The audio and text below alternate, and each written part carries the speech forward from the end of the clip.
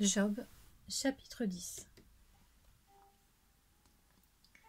Je suis dégoûté de la vie. Je laisserai s'exprimer ma plainte, je parlerai dans l'amertume de mon âme. Je dis à Dieu, ne me condamne pas. Fais-moi connaître pourquoi tu me prends à partie. Prends-tu plaisir à maltraiter, à repousser le fruit de ton activité et à faire reposer ta faveur sur les projets des méchants? As-tu des yeux humains? Vois-tu comme voit un homme? Tes jours sont-ils pareils à ceux de l'homme?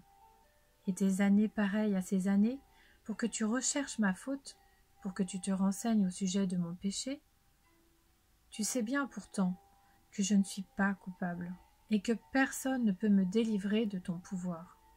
Tes mains m'ont façonné, elles m'ont créé, elles m'ont fait tout entier, et tu me détruirais?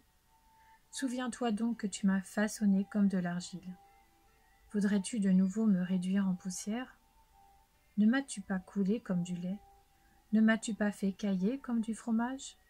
Tu m'as couvert de peau et de chair, tu m'as tissé d'os et de nerfs, tu m'as accordé la vie et tu as fait preuve de bonté envers moi.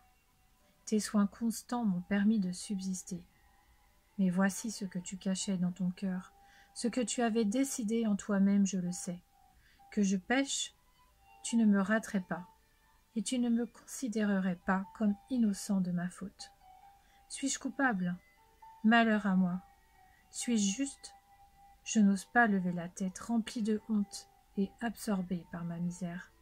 Si j'ose néanmoins la redresser, tu me pourchasses comme un jeune lion pourchasse sa proie. Tu fais de nouveau des miracles contre moi. Tu renouvelles tes attaques contre moi. Tu fais bouillonner ta colère contre moi. Des armées se succèdent pour m'assaillir. Pourquoi m'as-tu fait sortir du ventre de ma mère? J'aurais expiré, et aucun œil ne m'aurait vu.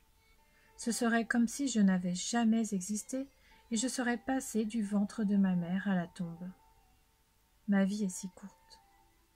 Laisse-moi, éloigne-toi de moi pour que je respire un peu avant de m'en aller, pour ne pas en revenir dans le pays des ténèbres et de l'ombre de la mort, pays où règne une obscurité épaisse, l'ombre de la mort et le chaos, où la lumière n'est qu'obscurité. Job, chapitre 11. Tsophar de Nahama prit la parole et dit: cette foule de paroles ne trouvera-t-elle pas de réponse, et suffira-t-il de savoir parler pour avoir raison? Tes bavardages feront-ils taire les hommes? Te moqueras-tu sans que personne ne puisse te confondre? Tu affirmes: ma manière de voir est indiscutable, et je suis pur à tes yeux. Si seulement Dieu voulait parler, s'il ouvrait la bouche pour te répondre, et te révélait les secrets de sa sagesse qui dépassent de loin notre compréhension, tu verrais alors que Dieu oublie à ton avantage une partie de ta faute. Prétends-tu pénétrer les profondeurs de la pensée de Dieu? Prétends-tu découvrir ce qui touche à la perfection du Tout-Puissant? Elle est aussi haute que le ciel. Comment t'y prendras-tu? Elle est plus profonde que le séjour des morts. Que pourras-tu en savoir? Ses dimensions sont plus longues que la terre et plus larges que la mer. S'il passe, s'il emprisonne, s'il convoque à son tribunal, qui s'y opposera?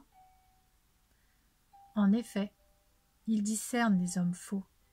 Il voit l'injustice sans même y prêter attention. En revanche, l'homme à la tête creuse aura de l'intelligence quand le petit d'un âne sauvage naîtra comme un être humain. Quant à toi, si tu changes d'attitude, si tu tends tes mains vers Dieu, si tu éloignes l'injustice de ta façon de faire, si tu ne laisses pas le crime habiter sous tes tentes, alors tu pourras lever un front dépourvu de taches. Tu seras ferme et sans peur. Tu oublieras tes souffrances. Tu ne t'en souviendras pas plus que de l'eau qui s'est écoulée. Ton existence aura plus d'éclat que le soleil en plein midi. Tes ténèbres seront pareilles à la lumière du matin. Tu reprendras confiance, parce qu'il y aura de l'espoir. Tu regarderas autour de toi, et tu te coucheras en sécurité. Tu t'allongeras sans personne pour t'inquiéter, et beaucoup rechercheront ta faveur.